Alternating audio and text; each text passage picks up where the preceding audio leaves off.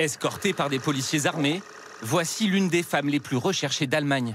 Accusée d'avoir participé à des meurtres, des braquages et des attentats dans les années 90, Daniela Klette a été interpellée il y a quelques jours, puis transférée en hélicoptère jusqu'en prison. La fin de 30 années de cavale, pendant lesquelles cette femme a échappé aux autorités. Elle était en fait cachée sous leurs yeux dans cet immeuble de Berlin, sous une fausse identité. Aujourd'hui âgée de 65 ans, elle n'avait jamais éveillé les soupçons de ses voisins.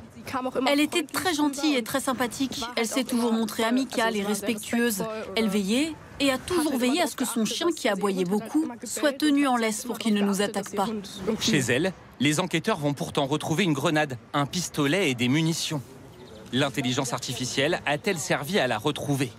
Il y a quelques mois, des journalistes s'étaient lancés à sa recherche. L'un d'eux avait fait vieillir son visage de 30 ans.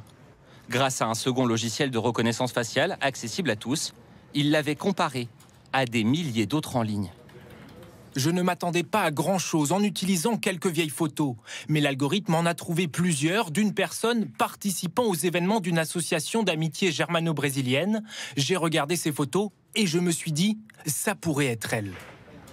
Daniela avait changé d'identité pour se faire appeler Claudia. Son visage était apparu ici et là sur les réseaux sociaux au fil des années. Elle y partageait sa passion pour le Brésil.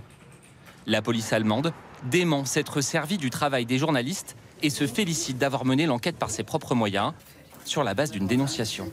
Compte tenu du grand nombre de vols violents et sans scrupules que Daniela Klette est soupçonnée d'avoir commis, elle pourrait constituer encore aujourd'hui une menace latente pour la sécurité et l'ordre public. Avec deux autres hommes, Daniela Klette est soupçonnée d'avoir appartenu à la 3e génération du groupe terroriste surnommé la bande à Bader. Responsable d'attentats et d'assassinats pendant plus de 40 ans en Allemagne, ces deux complices présumés, eux, sont toujours recherchés.